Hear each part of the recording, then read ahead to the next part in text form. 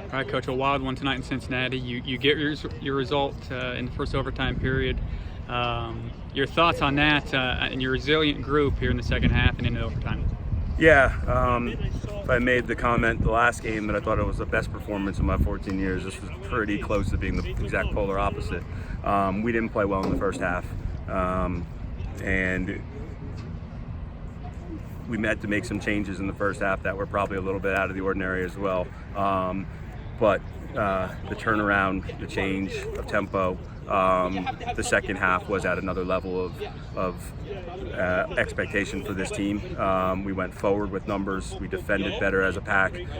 We did a much better job in terms of executing our game plan and finding a way to getting the result. It just seemed like everything was quicker in the second half, right? Everything on both ends of the field. Was it any one thing that you guys adjusted, or was it just kind of a mindset with the players just need to get going?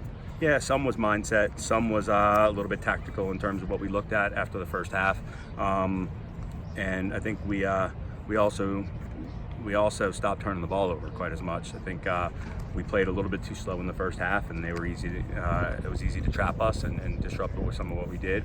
But then in the second half, we started skipping lines a little bit better. We started finding balls into the feet of our center forwards and then playing off of that. And so the adjustments that we made were good, but adjustments are just adjustments. The kids have to execute, and the kids went out and executed the adjustments that we needed. And I'd be remiss if I didn't give credit to Cincinnati for their game plan and the way they competed, especially early on in the match. I thought that their team was resilient and they fought and really had us on our heels at the start of the match. And then I said to those guys that they played well. We just happened to find a way to find 2 goals tonight.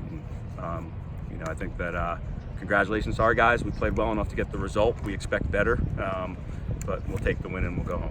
Andres with a beautiful indirect free kick to equalize it there in the second half, and then big Kevin Morris gets a head on a ball in overtime to win it. Just your view on the 2 goals, your thoughts on them? Yeah, 2 good goals, and I think it was a result. Obviously, getting the goal early in the second half was huge. It was kind of the opposite of what happened to us not too long ago, where we conceded right at the start of the second half. But our getting the first goal was huge, and getting it back to even. And then it seemed like the floodgates opened up, and we were pressuring.